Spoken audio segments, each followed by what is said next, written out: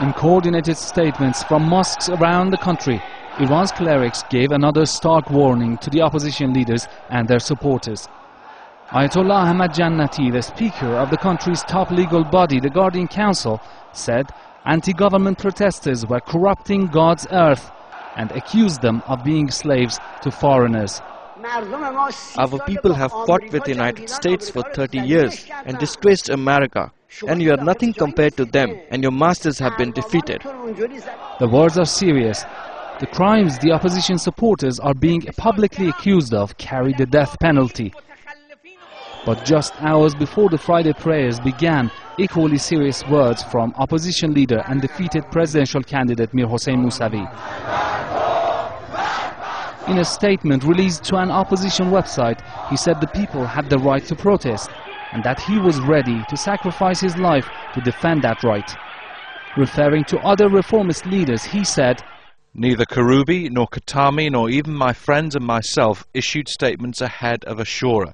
Nevertheless, the people came back to the stage and proved that they won't wait for statements. I explicitly and clearly say that ordering the execution, murdering or jailing of Karoubi, Mousavi and the likes of us won't solve the problem."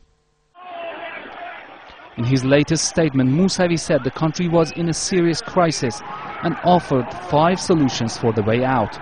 He said the government should be held accountable for its actions, answerable to people and the parliament, and that there should be a transparent election law that would guarantee free and fair elections.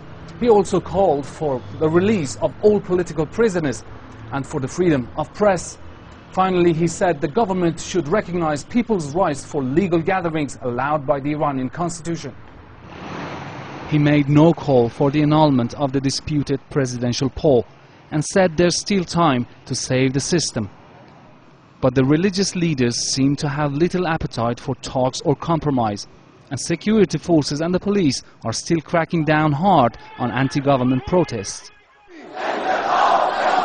On Wednesday, pro-government supporters rallied across Iran swearing allegiance to Iran's supreme leader and calling for the execution of the opposition leaders.